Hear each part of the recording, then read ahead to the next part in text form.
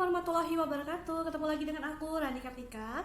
Nah, kali ini aku akan ngebahas tentang materi belajar hukum, yaitu hukum perikatan dan hukum perjanjian, lanjutan dari part yang pertama.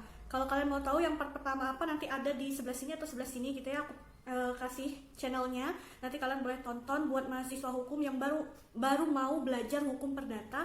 Ayo deh kita sama-sama di sini akan dibahas mengenai hukum perikatan. Jika di video aku yang sebelumnya aku sudah bahas tentang apa sih definisi, unsur, dan sifat dari buku ketiga KUH Perdata, hari ini aku akan ngebahas tentang jenis-jenis perikatan berdasarkan sumbernya menurut KUH Perdata.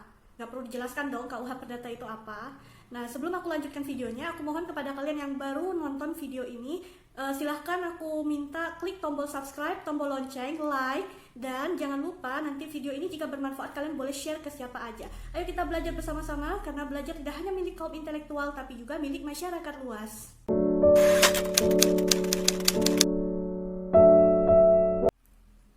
Teman-teman mahasiswa, sebagaimana kita ketahui bahwa yang namanya hukum perikatan adalah hukum yang mengatur mengenai hubungan hukum antara dua orang atau lebih, di mana dalam lapangan hukum harta kekayaan untuk melaksanakan suatu prestasi. Kita sudah tahu definisinya seperti itu. Nah, apa saja jenisnya sih berdasarkan sumber? Sebenarnya hukum perikatan itu jenisnya tidak hanya berdasarkan sumber ya teman-teman, ada berdasarkan isi, ada juga berdasarkan doktrin. Nah, tapi kita fokus aja berdasarkan sumber. Perikatan berdasarkan sumber itu dibedakan menjadi dua, sebagaimana ketentuan pasal 1233 KUH Perdata. Tiap-tiap perikatan bersumber dari atau lahir karena perjanjian maupun undang-undang. Nah, lebih lanjut lagi dikatakan bahwa untuk perikatan yang bersumber dari undang-undang itu dibedakan menjadi dua, yaitu undang-undang semata dan undang-undang plus perbuatan manusia. Sedangkan undang-undang plus perbuatan manusia dibedakan lagi menjadi dua. Ada perbuatan manusia yang sesuai dengan hukum dan ada perbuatan manusia yang tidak sesuai dengan hukum atau orang biasa mengatakan perbuatan melawan hukum. Sedangkan perjanjian memiliki porsi yang lebih luas di KUH Perdata buku ketiga, dimulai dari kalau tidak salah pasal 1313 KUH Perdata. Kita bahas dulu fokusnya ke perikatan berdasarkan atau bersumber dari undang-undang, karena perjanjian nanti saja itu pembahasannya banyak.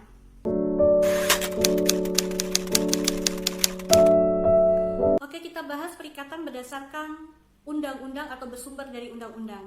Perikatan yang bersumber dari undang-undang itu dibedakan menjadi dua. Ada yang undang-undang semata dan undang-undang plus perbuatan manusia. Untuk perikatan yang bersumber dari undang-undang semata, itu contohnya adalah hak alimentasi seorang anak ke orang tua maupun orang tua terhadap anaknya.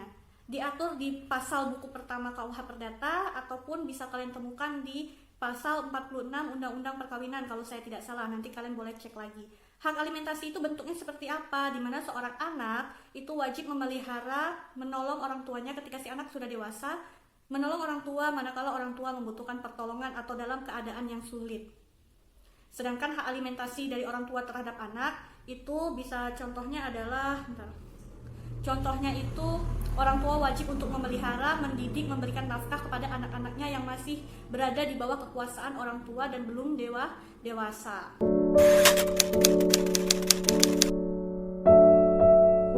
Yang kedua, perikatan bersumber dari undang-undang dan perbuatan manusia dibedakan sesuai dengan hukum dan perbuatan yang tidak sesuai dengan hukum atau biasa dikenal dengan istilah PMH, perbuatan melawan hukum.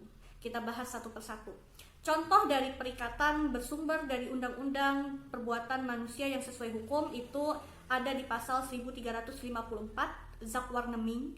Zakwarneming artinya perwakilan sukarela. Definisi lebih lanjutnya adalah suatu perbuatan di mana seseorang itu dengan sukarela tanpa mendapat perintah melakukan pengurusan terhadap kepentingan orang lain tanpa diketahui oleh orang yang kepentingannya diurus tersebut.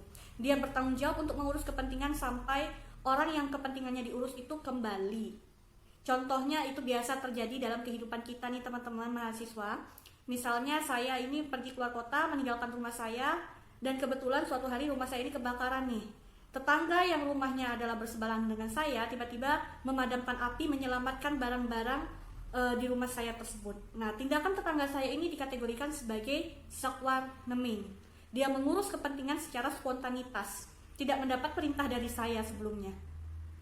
Yang kedua, ada istilah jenis dari perikatan berdasarkan Undang-Undang Perbuatan Manusia yang sesuai hukum, yaitu di pasal 1359. Namanya onverschuldigde betaling, atau pembayaran yang tak terutang. Setiap pembayaran yang memperkirakan adanya suatu utang, maka jika ternyata tidak berupa utang, itu boleh diminta kembali pembayarannya. Nanti kalian cek lagi ya, menyesuaikan bunyi pasalnya. Soalnya saya ini mencoba mentranslitkan apa bunyi pasal di dalam kitab itu. Maklum, kitabnya itu bahasanya sulit, agak-agak sulit gitu loh dimengerti. Untuk yang zakwar neming, teman-teman, saya tambahkan sedikit, kalian harus bisa membedakan istilah zakwar neming dan last giving.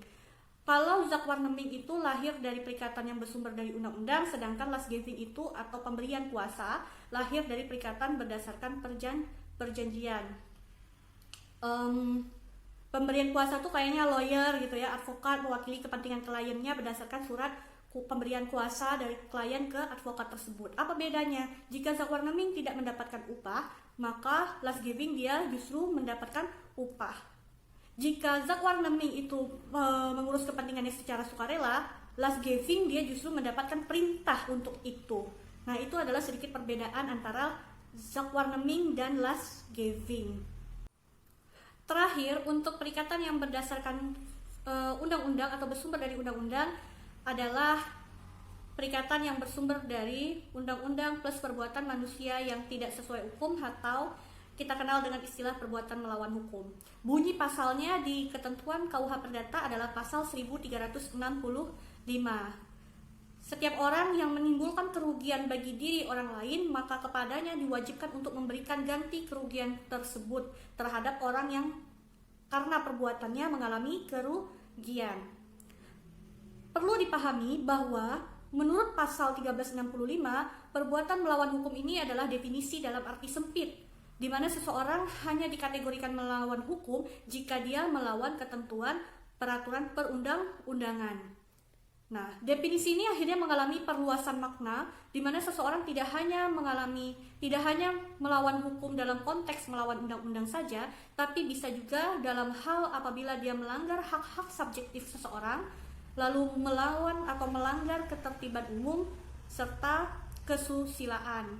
Nah, 3 poin ini sebenarnya berkembang menurut jurisprudensi. Teman-teman mahasiswa, setidaknya ini